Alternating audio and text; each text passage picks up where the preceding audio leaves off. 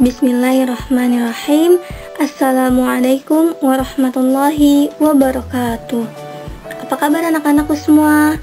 Semoga kita selalu dalam keadaan sehat walafiat dan selalu dalam lindungan Allah Subhanahu wa Ta'ala. Amin ya Rabbal Alamin. Hari ini Ibu akan menjelaskan materi tentang meneladani Allah Subhanahu wa Ta'ala melalui Asmaul Husna. Sebelum kita memulai pembelajaran, marilah kita berdoa kepada Allah Subhanahu wa Ta'ala. Semoga Allah memberikan ilmu yang bermanfaat dan memberikan kelancaran pada aktivitas kita hari ini. Baik, marilah kita simak pembelajaran berikut ini dengan seksama.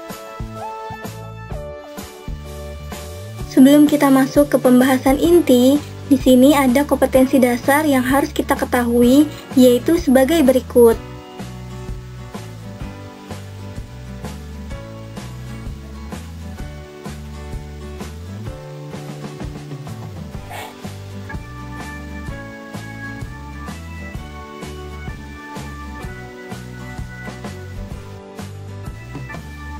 Yang pertama ada pengertian iman kepada Allah Subhanahu wa Ta'ala dan sifat-sifatnya. Secara bahasa, iman bentuk masdar dari amanah. Kata ini memiliki dua arti utama, yaitu ta'min yang artinya memberikan rasa aman dan tasdiq yang berarti membenarkan. Nah, maksudnya di sini yaitu iman bukan sekadar membenarkan, tetapi harus disertai ketaatan yang dilandasi cinta atau rasa aman. Sedangkan secara istilah, iman adalah percaya, mengetahui dengan hati, mengetahui bahwa adanya Allah, berikrar dengan lisan, dan beramal dengan anggota badan. Jadi, iman kepada Allah Subhanahu wa Ta'ala adalah yakin sepenuh hati akan adanya Allah dengan kesempurnaan sifat-sifatnya, penciptaan dan hukum-hukumnya. Selanjutnya ada pengertian Asmaul Husna. Asmaul Husna di sini memiliki dua kata, yaitu asma dan husna. Asma yang berarti nama-nama dan husna yang berarti lebih baik. Jadi, Asmaul Husna itu adalah nama-nama yang paling baik dan sempurna. Jadi Asmaul Husna itu merupakan nama-nama Allah yang paling baik. Selanjutnya ada Quran surat Al-A'raf ayat 180 yang menjelaskan tentang Asmaul Husna yang bunyinya Bismillahirrahmanirrahim. Walillahil asmaul husna fad'uuhu biha wa dzarul ladzina yulhiduna fi asma'ih sayujzauna ma kanu ya'malun, yang artinya dan Allah memiliki Asmaul Husna atau nama-nama yang terbaik, maka bermohonlah kepadanya dengan menyebut Asmaul Husna itu dan tinggalkanlah orang-orang yang menyimpang dari kebenaran dalam menyebut nama-namanya. Nanti mereka akan mendapat balasan terhadap apa yang telah mereka kerjakan. Nah, seperti yang kita ketahui bahwasanya Asmaul Husna ini terdiri dari 99 nama. Berarti lumayan banyak juga kan? Untuk itu, di sini kita membahas secara mendalam terkait 7 nama tersebut. Di antaranya yang pertama yaitu Al-Karim, yang artinya Maha Memberi. Maksudnya Maha Memberi di sini yaitu Al-Karim termasuk sifat Allah yang artinya banyak kebaikannya, yang Maha Memberi tanpa dipinta. Allah pasti memberikan apa yang kita butuhkan kan, tanpa kita minta. Kemudian yang tidak akan habis pemberiannya.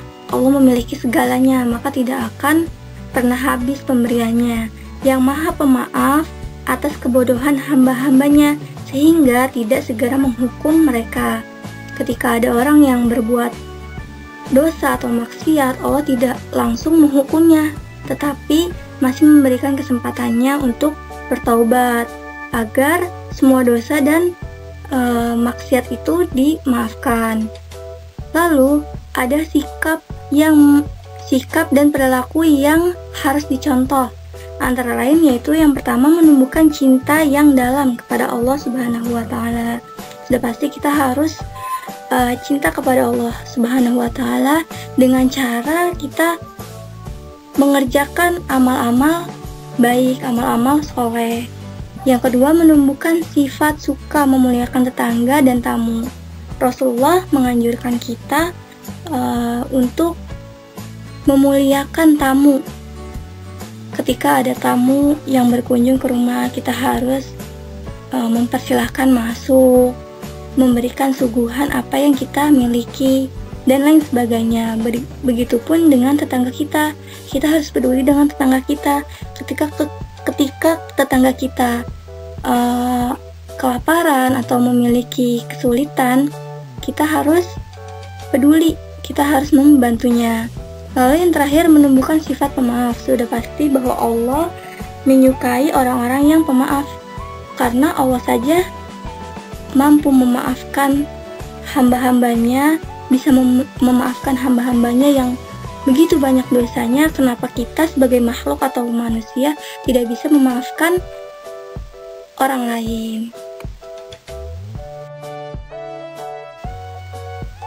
Selanjutnya, yang kedua ada al-mu'min. Artinya yang memberikan ketentraman dan keamanan. Kata al-mu'min di sini berarti percaya. Maksudnya adalah memberikan ketentraman dan keamanan kepada manusia. Jadi Allah akan memberikan ketentraman dan kedamaian atau keamanan kepada manusia yang beriman, baik di dunia maupun di akhirat. Lalu ada sifat dan perilaku yang harus kita contoh, antara lain yaitu berusaha menjadi insan yang berakhlak. Kita sebagai seorang mukmin sudah sepantasnya, sudah seharusnya meneladani sifat Rasulullah SAW. Lalu yang kedua, selalu tegar dan berani. Kita sebagai seorang mukmin tidak boleh takut kepada siapapun kecuali kepada Allah Subhanahu wa taala. Karena kenapa? Karena kita sudah dijamin sama Allah, bagi orang-orang yang beriman maka akan selalu diberikan ketentraman dan keamanan. Lalu yang ketiga, yakin kepada Allah Subhanahu wa taala. Sebagai seorang mukmin, kita harus yakin sepenuhnya bahwasanya walaupun kita mati saat berjuang di jalan Allah, kita akan mendapatkan ketenangan di akhirat berupa kebahagiaan sejati, kekal abadi, dan berkesinambungan. Yang ketiga ada al-wakil, artinya mewakili kepada pihak lain. Nah, kata al-wakil di sini terambil dari kata wakala yang berarti mewakili kepada pihak yang lain tentang urusan yang seharusnya ditangani oleh yang mewakili. Jadi ketika kita menjadikan Allah sebagai wakil, berarti kita menyerahkan kepadanya segala persoalan. Dialah yang berkehendak dan bertindak sesuai dengan kehendak, dan manusialah yang menyerahkan perwakilan kepadanya. Jadi kita sebagai manusia hanya bisa berserah diri kepada Allah Subhanahu wa taala. Yang dimaksud di sini adalah berserah diri, bertawakal kepada Allah. Tetapi tawakal di sini bukan berarti secara murni kita hanya bertawakal kepada Allah, tetapi kita harus juga diiringi dengan usaha yang maksimal. Ibarat ketika kita ingin menghadapi ujian, apakah kita bisa mendapatkan nilai yang memuaskan dengan cara kita bertawakal saja? Oh, besok kita mau ulangan nih. Ya udah, kita berdoa aja sama Allah, bertawakal aja, berserah diri aja sama Allah, biar nilainya bagus. Tentu tidak akan bisa hanya seperti itu, tetapi kita harus diiringi juga dengan usaha, yaitu dengan cara apa? Dengan cara kita belajar. Kita usaha dulu semaksimal mungkin dengan belajar, kemudian kita berdoa, bertawakal, berserah diri kepada Allah, meminta mendapatkan nilai, mendapatkan hasil yang memuaskan. Insya Allah dengan begitu kita akan bisa terpenuhi. Selanjutnya ada al-matin yang berarti Allah Subhanahu wa Ta'ala zat yang mempunyai kekuatan sempurna, tidak ada kekuasaan yang dapat dibantah, tidak ada kelemahan di dalam kekuatannya, dan tidak bisa ditolak perintahnya. Hal ini menunjukkan bahwasannya kehebatan perbuatan Allah sangatlah kokoh dan tiada tara. Kekuatannya yang memiliki rahmat dan azab terbukti saat memberi rahmat kepada hamba-hambanya. Jadi, tidak ada satupun yang dapat menghalangi rahmat tersebut untuk tiba kepada sasarannya. Begitu juga tidak ada kekuatan yang dapat mencegah pembalasannya. Jadi sudah jelas bahwasanya yang maha kuat atau yang maha kokoh yaitu hanyalah Allah Subhanahu wa Ta'ala. Lalu, perwujudan sifat dari Al-Matin bagi hamba yaitu pertama, berpegang teguh pada tali agama, artinya kita harus bisa mempertahankan agama Islam, tidak mudah berpaling. Yang kedua, tidak ada kesulitan yang melelahkan ketika kita melakukan segala perbuatan hanya karena Allah, maka kita tidak akan merasakan kelelahan. Lalu yang ketiga, saat membela kebenaran tidak ada seorang pun yang dapat mengancam. Jadi kita tidak perlu takut dengan siapapun saat membela kebenaran kecuali hanya kepada Allah, karena hanya Allah lah yang maha sempurna. Yang kelima ada al-jami' yang artinya maha mengumpulkan. Maksudnya di sini adalah Allah maha mengumpulkan apa saja yang dikehendakinya. Jami bermakna mengumpulkan segala sesuatu yang tersebar, baik yang serupa, berbeda, bahkan berlawanan. Nah, di alam semesta ini Allah telah mengumpulkan gugusan galaksi, bintang-bintang, tumbuhan, hewan, dan berbagai macam hal yang saling melengkapi dan mendukung serta semuanya memiliki manfaat. Lalu, sikap dan perilaku yang harus kita contoh diantaranya yaitu yang pertama, merajut kembali tali persaudaraan atau ukhuwah. Seperti bab atau pelajaran sebelumnya yang sudah kita bahas, bahwasanya kita sebagai seorang muslim harus mempererat hubungan silaturahmi atau persaudaraan dengan sesama. Kemudian yang kedua, berinisiatif mendirikan lembaga-lembaga amal yang bertujuan untuk menyantuni anak yatim, fakir miskin, para manula, dan lain sebagainya. Kemudian yang terakhir, berani bergaul dengan beragam latar belakang. Jadi kita bisa bergaul dengan siapa saja, menerima perbedaan latar belakang, supaya kita bisa mengambil jalan tengah atau mendamaikan dari problematika yang kita hadapi. Yang keenam yaitu al-adl, artinya yang menetapkan hukum dengan benar. Nah, kata adl di sini makna pokoknya adalah al-istiwa, yang artinya keadaan lurus, dan al-i'wijaj, yang artinya keadaan menyimpang. Jadi, yang dimaksud dengan al-adl ini mengandung makna yang bertolak belakang, yakni lurus atau sama, dan bengkok atau berbeda.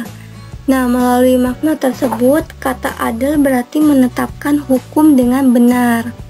Jadi, kita sebagai seorang muslim harus bisa berperilaku adil, yaitu bersikap selalu menggunakan ukuran yang sama. Yang terakhir yaitu al-akhir, artinya yang maha akhir. Maksudnya di sini adalah Allah merupakan zat yang memiliki sifat kekal dan maha akhir yang tidak ada sesuatu pun setelahnya. Dia maha kekal tatkala semua makhluk hancur, tapi hanya Allah lah yang tetap kekal dengan kekekalannya. Orang yang benar-benar mengesahkan al-akhir akan menjadikan Allah sebagai satu-satunya tujuan hidup.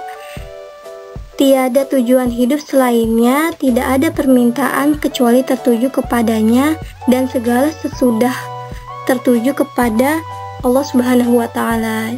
Jadi semuanya itu kita kembalikan kepada Allah Subhanahu wa Ta'ala. Kita tujukan, kita arahkan kepada Allah Subhanahu wa Ta'ala.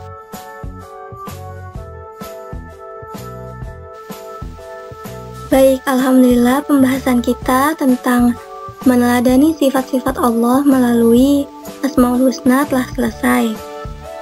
Maka dapat disimpulkan bahwasanya kita sebagai seorang muslim harus bisa dan mampu berusaha mengimplementasikan sifat-sifat Allah ini ke dalam kehidupan sehari-hari, seperti memiliki sifat mulia, baik memuliakan tamu, memuliakan tetangga, atau memuliakan Al-Quran sebagai kitab suci umat Islam.